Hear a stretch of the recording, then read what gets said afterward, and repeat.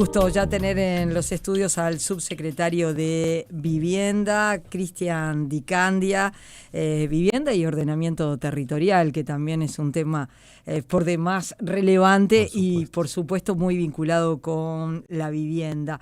Y bueno, empezar un poco por un balance de lo que ha sido este año y a la vez estos primeros meses de gobierno. No se puede decir un año de gobierno, pero del 1 de marzo a esta parte que ha pasado, parecería que muchísimo, me imagino, y que el ministerio tiene también la presentación de un plan quinquenal y de un presupuesto.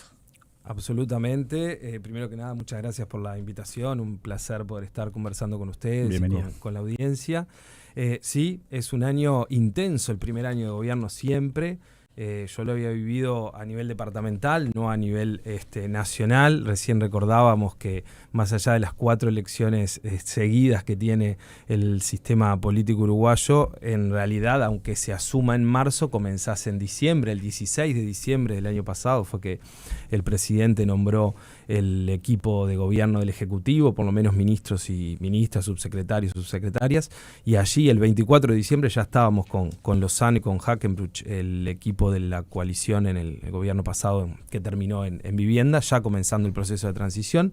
Y es un año además que es muy importante para todo lo que viene después. En realidad este primer año uno juega con el presupuesto armado por otro gobierno y dentro del marco y el margen que le da ese presupuesto intenta colar alguna de las medidas que va a llevar adelante después con el presupuesto propio. Por ejemplo, hoy terminamos de sortear los 350 cupos para compra de vivienda usada que lanzamos hace 2 o 3 meses para el interior del país. Sorteamos las últimas 11 en La Valleja, que fue un margen que encontramos dentro del presupuesto anterior, dentro del Fondo Nacional de Vivienda, para ir incorporando esas herramientas. Pero en los hechos, en la cancha, el equipo sale a jugar con tu táctica y estratégica a partir del 1 de enero próximo. Esa es la realidad. Tenemos, por suerte, un plan quinquenal de vivienda y hábitat aprobado, junto con el presupuesto, que entendemos nosotros que incorpora herramientas nuevas, herramientas interesantes, programas nuevos, como el Creces del Pie, como el Más Barrios, que fortalece algunas medidas que ya se venían trabajando históricamente en Uruguay, como el programa cooperativo, que es uno de los ejes vertebradores, digamos, del acceso a la vivienda, sobre todo de las capas medias y medias bajas. Así que diría que fue un año de mucho trabajo, intenso. Se volvió a reunir la Comisión Asesora de Vivienda y la Comisión Asesora de Ordenamiento Territorial después de 10 años. Se reunió en el interior del país, se reunió en Montevideo, en el área metropolitana. Recibimos más de 180 propuestas de empresarios, de sindicatos, de organizaciones civiles, de vecinos que se acercaron. ¿Y qué tipo de propuestas? Bueno, en general, en realidad, lo bueno que tiene la vivienda, lo bueno y lo complejo, es que todo el mundo tiene alguna opinión, alguna idea y obviamente interés en el acceso a la vivienda.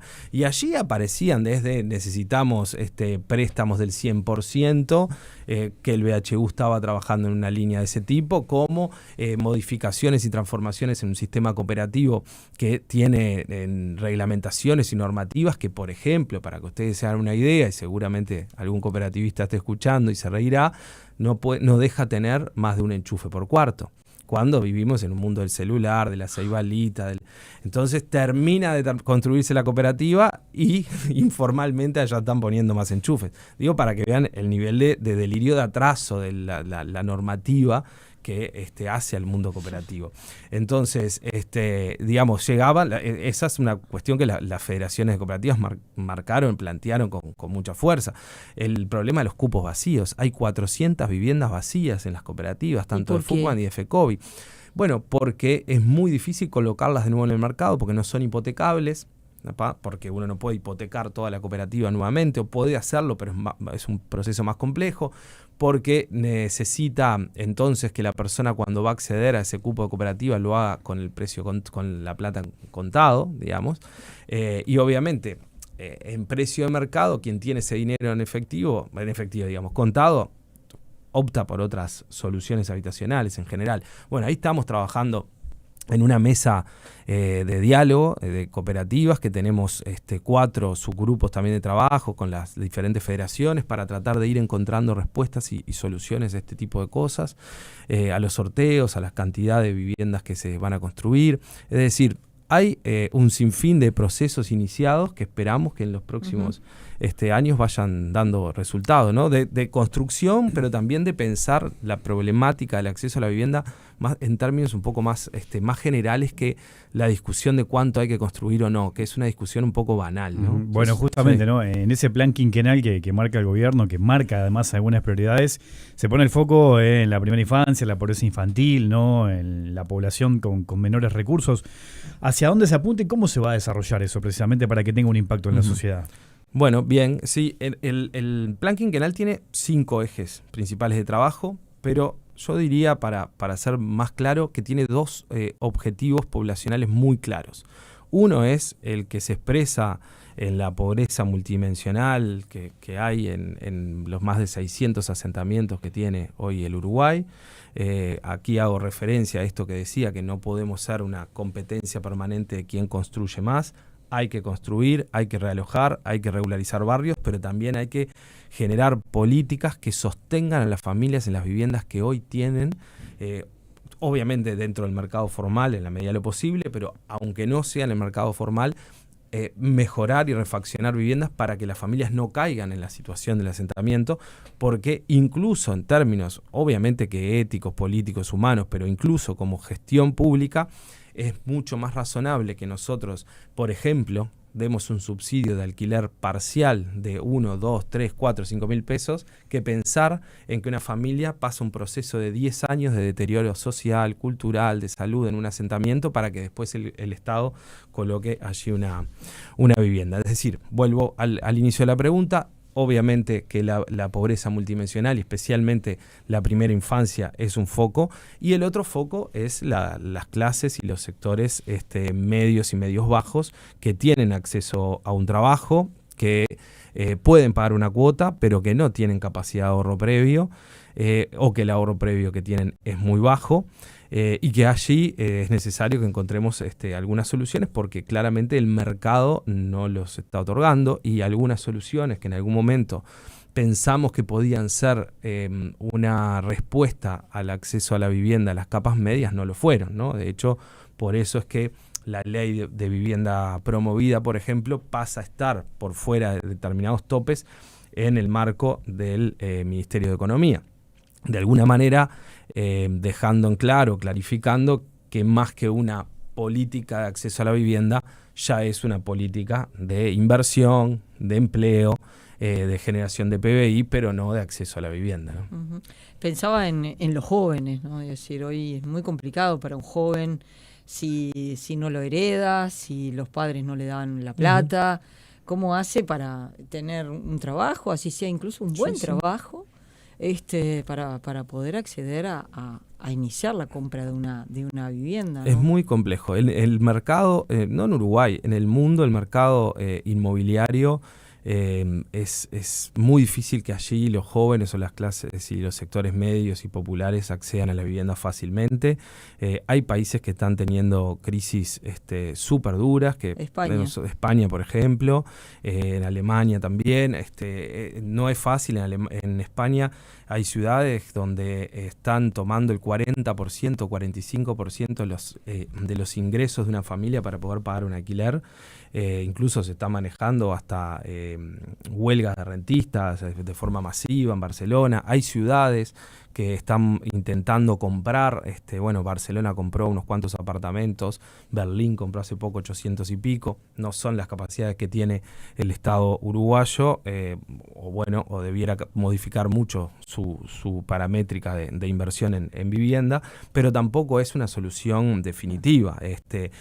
La vivienda ha pasado a ser la reserva de renta de muchísimos capitales, una reserva segura además. Fíjate tú que el 85% de las viviendas nuevas que se ponen en el mercado a través de la ley de vivienda promovida no las compran familias. ¿no? Las compran familias, digamos, que no es su primer vivienda, sino que son viviendas para obtener renta. Yo digo, después de las crisis bancarias es evidente que el ladrillo es algo seguro. Vos tenés una plata, la pones ahí y no se vuela. Y porque es un mercado muy poco elástico. En realidad la tierra es finita, no hay más tierra, ¿no? Uno dice, por ejemplo, va por Avenida Las Américas, ahora que está todo construido, ya no hay más, es lo que hay, ¿no? O no hay más Rambla de Montevideo, no hay más Pocitos. O sea, la tierra es la que hay, pero además la vivienda, a diferencia de otros bienes, con el pasar de los años, generalmente valen más y no menos, ¿no? Incluso hasta cuando llegan a ser un bien con valor histórico.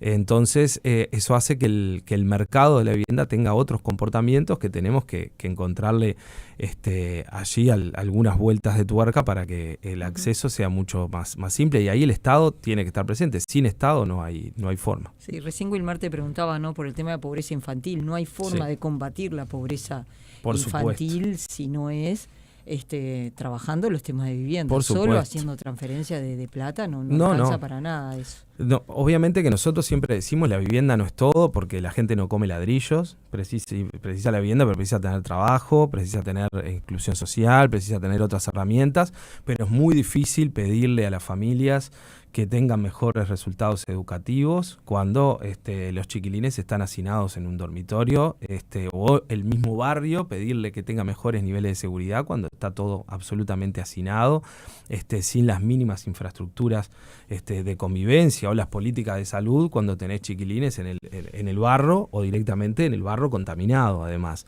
Entonces, la vivienda no es todo, pero es muchísimo.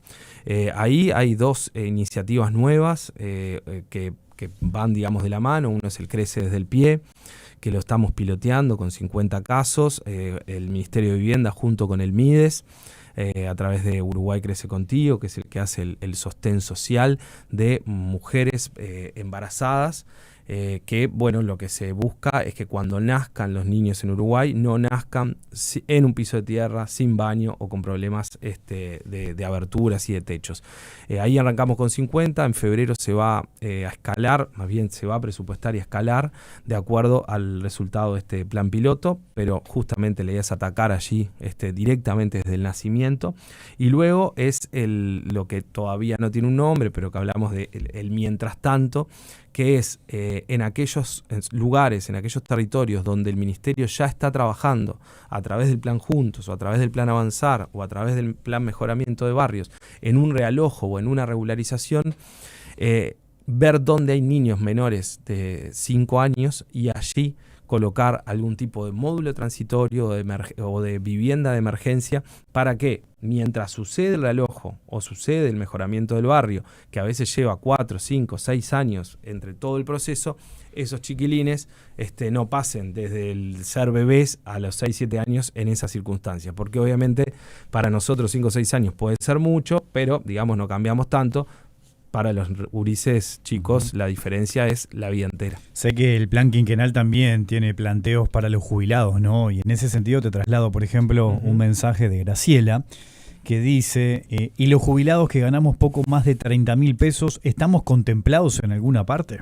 Sí, por supuesto que sí, eso a través del Banco de Previsión Social. El Ministerio construye edificios de forma permanente, todos los periodos, para generar vivienda para los jubilados, pero ahora la apuesta más fuerte va a ser al subsidio de alquiler.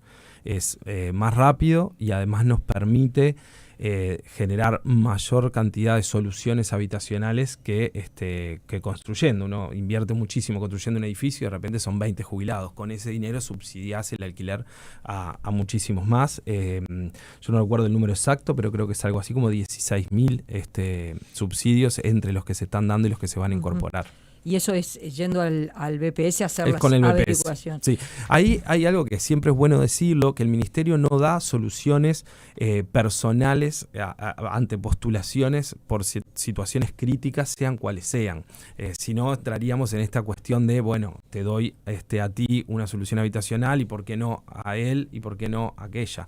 En realidad, tanto en el caso de los jubilados es a través del BPS, pero en el caso, por ejemplo, de violencia violencia de género es a través de InMujeres, en casos de INAU o INISA, es decir, nosotros tenemos convenios sociales con el MIDES o con las intendencias y es a través de esas puertas de entradas que llegan las solicitudes, no digamos directamente del ministerio porque sería una discrecionalidad que ya sabemos que en otros casos ha ocurrido. Estamos conversando con Cristian Di Candia, subsecretario del Ministerio de Vivienda y Ordenamiento Territorial. Hacemos una pequeña pausa y ya seguimos. Llegan preguntas, se empieza a meter cada vez más el tema de la reforma del transporte, del subte, de qué se necesita o qué no se necesita. Bueno, la gente dice en vez de un subte, plata para más viviendas, pero no hay duda que cualquier reforma del transporte va a impactar en la zona metropolitana, estoy hablando, en la vivienda, ¿no?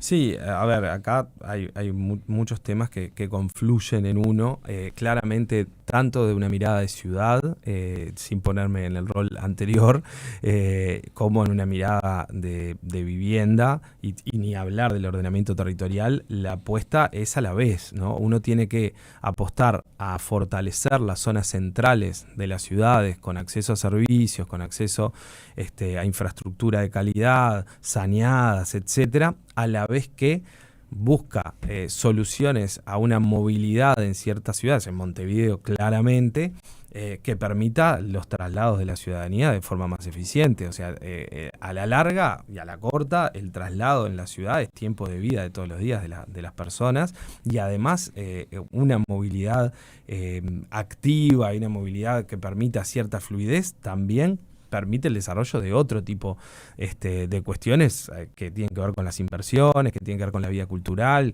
que tienen que ver con otras áreas del Estado que requieren, digamos, fortalecerse. Ahora, desde la mirada de vivienda, lo que nosotros quisiéramos es que las zonas centrales y saneadas se fortalezcan y se repueblen de otra manera, como estábamos hablando fuera de micrófonos del caso de la Ciudad Vieja, pero también está la Aguada, también hay espacio para fortalecer la cantidad de vivienda en la Blanqueada, también en Malvin. Hay viviendas vacías y los servicios a pleno. Y hay capacidad de densificar. Cuando uno densifica una zona con servicios, también acorta los tiempos de traslado de la población. No es lo mismo vivir en la Costa de Oro que vivir en Ciudad Vieja, en cuanto, obviamente, si uno después trabaja en zona franca, les va a servir vivir en la Costa de Oro, ¿no? Pero digo, en general, las zonas centrales tienen los servicios mucho más cercanos. Acá en el caso de Ciudad Vieja, nosotros estamos haciendo una apuesta junto con la Intendencia de Montevideo, que también fortaleció las herramientas para que las familias se asienten en esa zona. Se exonera 10 años la contribución inmobiliaria, se exonera 10 años la tasa mercantil para que las empresas y comercios se asienten también en Ciudad Vieja, se exoneraron los precios de mayor aprovechamiento en altura, se permite, por ejemplo, construir sin estacionamientos, porque Ciudad Vieja es el único lugar que tiene estacionamientos libres, privados, prácticamente toda la Ciudad Vieja están vacíos durante la noche, se utilizan durante el día, pero están vacantes durante la noche. Y en el caso del Ministerio de Vivienda pone a disposición herramientas de subsidio a la demanda, es decir, el subsidio a la cuota que van a pagar las familias por esos apartamentos. ¿Cómo es la idea que va a funcionar? Bueno, que el privado hace la construcción, nosotros vamos a poner algunos predios del Ministerio y estamos viendo con catastro de otros ministerios también, predios del Estado, a disposición del privado para que construya. Ese privado le va a pagar al Ministerio de Vivienda con vivienda, es decir, no con Dios, sino, es decir, construís 20, bueno, el Ministerio se queda con 2, construís 40, nos quedaremos con 4, hay que ver, ¿no? En cada caso cuál es la negociación, si es un bien patrimonial, cuál es el precio, eso es otro tema. Pero sí poder poner el Ministerio a disposición del mercado a precio topeado una buena cantidad de vivienda, que además el banco hipotecario financie el 95% del valor de esa vivienda, pero que además ese 95% pagado a 20 o 25 años tenga cierto subsidio de acuerdo al ingreso de la familia por parte del Ministerio. Es una combinación de herramientas entre el Ministerio de Vivienda, el Banco Hipotecario, la Agencia Nacional de Vivienda y la Intendencia de Montevideo en este caso, ¿no? Es importante todo esto que vos contás. La gente lo encuentra fácilmente porque nos ha pasado que de pronto la gente escribe y dice, pero pará, total. ¿Y yo cómo me entero de todo eso? ¿Cómo me entero que hay un interés en repoblar la Ciudad Vieja, y a mí me interesa vivir en Ciudad Vieja, y tengo una plata y me gustaría ver si con la plata que tengo puedo comprar.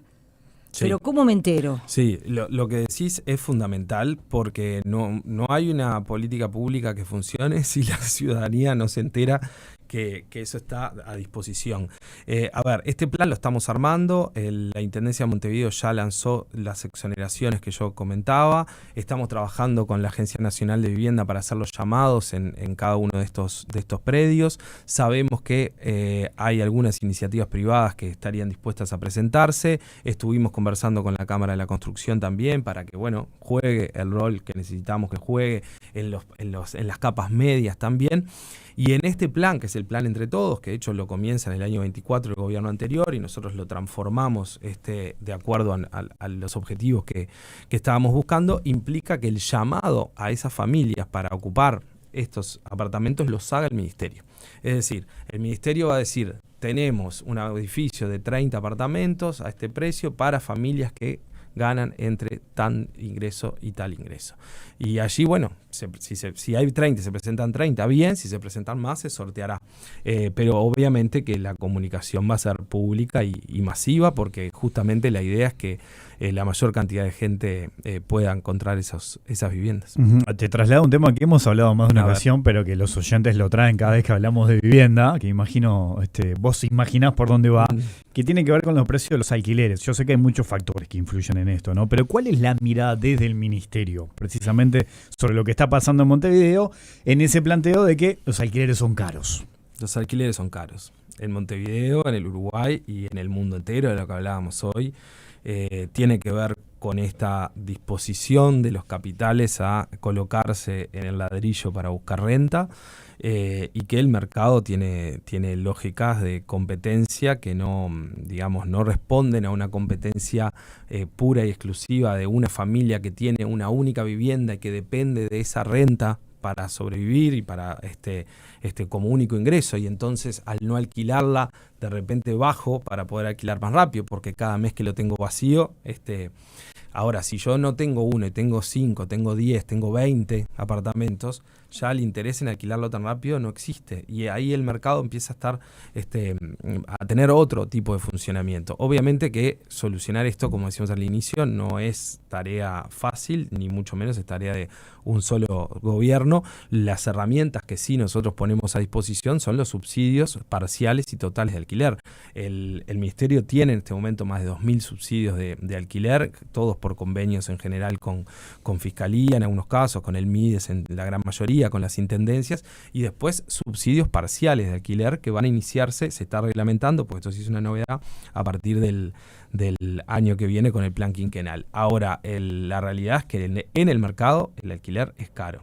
Es caro. Creo que habría que tener un papel un poco más firme desde del Contralor en cuanto a qué es lo que se está alquilando por parte de las intendencias. La realidad es que las normativas dicen que las casas cuando se van a alquilar, las viviendas, perdón, pues puede ser un apartamento o cualquier cosa, tienen que tener un permiso de las intendencias de que ese es un bien alquilable. Eso no se usa, la generalidad de los casos las viviendas no lo tienen, porque también hay que mejorar qué es lo que se está ofreciendo por el precio que se está ofreciendo, también que ese es otro problema, ¿no? Creo que es interesante que la gente le quede este concepto de que la intención es repoblar las zonas que están vacías, que la ciudad no esté tan extendida, ¿no? Sino más bien... Y combatir la segregación territorial, claro, ¿no? Que no termine... Los ricos se van a los barrios privados y los más pobres se van a la periferia. Entonces la ciudad termina muy extendida, pero no por algo me parece positivo. Pero sí que va a haber políticas de incentivo precisamente para repoblar, y piensa en la Ciudad Vieja, vos mencionaste la Aguada. Sí, la Intendencia colocó Villa Dolores, Malvin, las avenidas, permitiendo mayor niveles de altura para densificar avenidas. Malvin, Villa Dolores, Ciudad Vieja, y me está faltando una en la memoria, pero la Intendencia marcó una más. Una más. Sí. Pero entrando obviamente a la página web. Y la Aguada, la Aguada, está la parte allí del Palacio Legislativo, el entorno del Palacio Legislativo, que además también tiene algunas zonas con predios públicos que seguramente estemos viendo de poder colocarlo en este paquete de llamados también. Es interesante lo que decís de que las viviendas, de que las avenidas, claro, es decir, si no se ordena un poco el tránsito, si es tan peligroso, ¿quién quiere vivir sobre una avenida? Quizás algo que en otra época podía ser muy interesante, pero hoy día da la impresión que claro, para eso hay que ordenar el tránsito, los ruidos, ser menos molesto, y ahí, pero volvemos a lo mismo. Pero quien va a salir al mercado, si tiene incentivos, de repente eso puede ser algo positivo. Sí, y después está el camino cooperativo, ¿no? Que es un eje vertebral de la política de vivienda, que tiene cada periodo se construyen entre 8 y 10.000 viviendas. Nuestra idea es llegar a las 12.000 viviendas cooperativas este periodo. Tenemos ahora el 23 de diciembre el próximo sorteo, donde se van a dar préstamos por 550 aproximadamente viviendas. Y ese es un camino tradicional de las capas medias uruguayas que sigue funcionando y funciona muy bien, más allá de estas modernizaciones normativas que estamos buscando, ¿no? Siempre pasa ahí en el medio el lío, ¿no? Los que están en el medio, es decir, los que pueden y los que salen a buscar subsidios, pero después hay toda una franja ahí en el medio que es más complicado. En la pobreza multidimensional, en los asentamientos, igual tenemos un debe importante. Hoy estamos trabajando en casi 200 puntos de todo el país, entre el Avanzar, el Juntos y el Plan Mejoramiento de Barrios. Pero con un fideicomiso social absolutamente tensado y digamos hasta el último peso comprometido en estos 200 proyectos. Se nos hace muy difícil incorporar nuevos proyectos de realojos más allá de los que tenemos hoy, ¿no? Cristian Dicandia, subsecretario del Ministerio de Vivienda y Ordenamiento Territorial, muchas gracias por tu participación esta tarde en Palabras Cruzadas. Muchas gracias a ustedes y que tengan unas felices fiestas.